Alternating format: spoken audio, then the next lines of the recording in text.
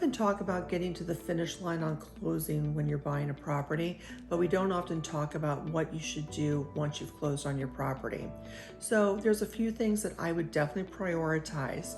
First thing I would do, change out the locks on your home. You have no idea who's got keys to your property, and you definitely don't want to find out.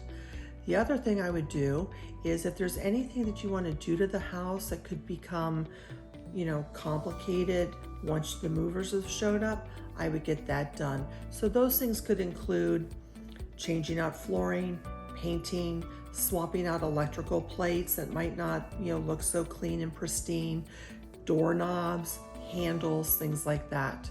Another thing I would do is I would take a look at your homeowner's insurance policy and make sure you have the coverages that you think you do. You don't want to find out that, when something happens, you're not covered as you had hoped. The next thing I would do is I would also make sure you have a secure place to put all of your closing documents, your title insurance, deed, survey, elevation certificates, all those good things. And then another thing I would do is I would go and check out all of the equipment in my house, such as AC, water heater, appliances, and make sure you have backup filters and such on hand for anything that might need to be replaced to ensure optimal performance on your appliances. You might also want to look into getting some regular service contracts that will save you a lot of headache and hassle in the long run.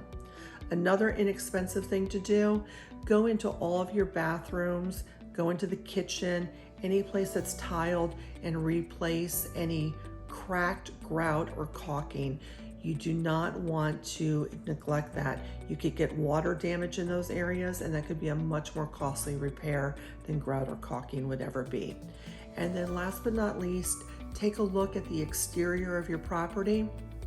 You're going to want to go out there, maybe have a landscaper join you, see if there's any branches that need to be cut down that could cause damage to the house, and then also walk the perimeter of the exterior of your house.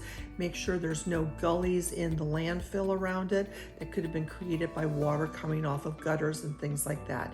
Always keep those things filled, and that should ensure a pretty successful, maintenance-free first year of home ownership. Thanks so much.